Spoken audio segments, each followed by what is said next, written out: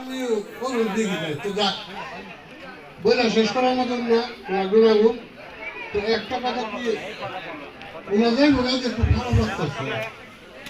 মানে আমরা বিদায় দিতেছি ওনার স্বাভাবিকভাবে আমার মনে হচ্ছে আমরা বিদায় দিই নাই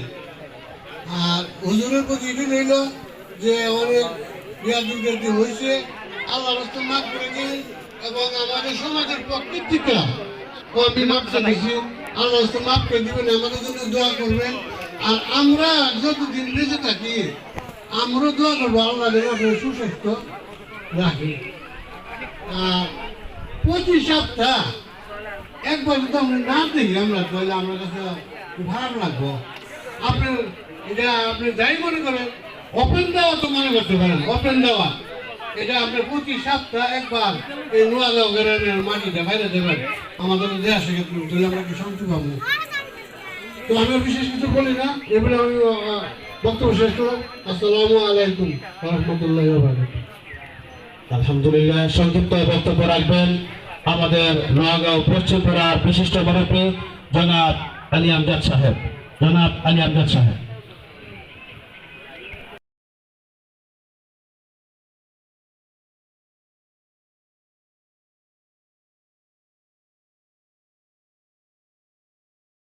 ইমাম সাহেব হুজুরের কাছে আজকে এই আবহাওয়া কিছুটা খারাপ মনে হচ্ছে কিন্তু এর মধ্যে একটা প্রাকৃতিক সংযোগ আছে আল্লাহর একটা কুদরত আছে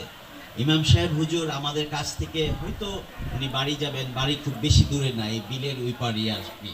কিন্তু আজকে উনি আমাদের এখান থেকে ছেড়ে চলে যাবেন এই জন্য আকাশ মেঘলা হয়তোবা আমাদের এখানে যারা আমরা সমবেত আছি আমাদের প্রত্যেকের মনে যে ব্যথা জন্মেছে যে বেদনা জন্মেছে যে শোকের অনুভূতি হচ্ছে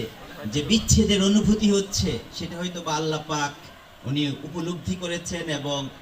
এই মেঘ এই প্রকৃতি এই রোদহীন এই সময়টাও কিন্তু সেই কথাটাই বলছে আমি জানি যে এখানে অনেকে অনেকভাবে বলেছেন আমার পূর্ববর্তী বক্তাদের অনেকেই বলেছেন আমি যখন ক্লাস 2তে বা 3তে পড়ি 1990 সালের দিকে সোয়ারগুড়ি থেকে অনুষ্ঠানে আমাদের মুরব্বীরা গিয়েছিলেন এবং আমাদের মসজিদ তখন একটা শূন্যতায় ভুগছিল তখন ইমাম সাহেব নতুন পুরনো ইমাম সাহেব চলে যাচ্ছিলেন আমাদের দরকার ছিল এর মানুষ দরকার ছিল সেই সময়ে কিন্তু উনি এসেছিলেন তখন আমার যদ্দূর মনে পড়ে কিছুটা অপ্রিয় হলেও যেহেতু আমরা নিজেরাই তখন হুজুরকে প্রথমে সবাই অ্যাকসেপ্ট করতে পারেন নাই শুরুর দিকে প্রথমে মনে হচ্ছিল যে উনি কে কারণ যে কোনো নতুন মানুষকে বরণ করতে অসুবিধা হয় আমাদের কিন্তু আজকে 34 বছরের পথ পরিক্রমায় আমাদের এই জমায়েত এই সমাবেশ এটা প্রমাণ করে যে আমাদের হুজুর ইমাম আব্দুল্লাহ সাহেব তিনি তার শুধু ইমানি শিক্ষা দিয়ে না তার চারিত্রিক গুণাবলী দিয়ে তার ব্যক্তিত্ব দিয়ে তার সকলের সাথে তিনি যে পারস্পরিক সম্পর্ক নির্মাণ করেছেন যে চলাফেরা করেছেন তিনি আজ সকলের মন জয় করেছেন তিনি চলে যাবেন কিন্তু তিনি আমাদের মনের মধ্যে থেকে যাবেন যেসব নাম আমার ধারণা পশ্চিম নোয়াগাঁওয়ে মানুষের স্মৃতিতে অক্ষয় হয়ে থাকবে ইমাম আব্দুল্লাহ হুজুরের নাম হবে এইরকম একটা নাম আপনি হুজুর চলে যাবেন আপনি মনে রাখবেন যে আপনি চলে যাবেন না আপনি নিত্যদিন 5 ওয়াক্তের নামাজের সময় আমাদের নিত্য উঠা বসায় আপনাকে আমরা স্মরণ করব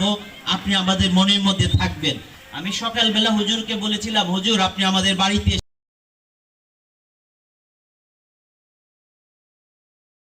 হঠাৎ করে আমার শরীর দুর্বল হয়ে যায় এখনই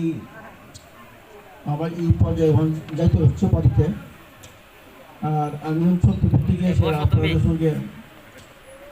চলাফেরা করছি আমি অনেক সময় রাগ করছি কথা বলছি আমি আপনাদের কাছে মাপ চাই আপনারা মাপ করে দিবেন আর আমিও মাপ করে দিলাম বুঝলেন এটা হঠাৎ করে কালকে তরুগুলি হয়ে গেছে আমি সবার কাছে আমি মাপ চাই মাপ করে দেবেন আকাশের অবস্থা খুব খারাপ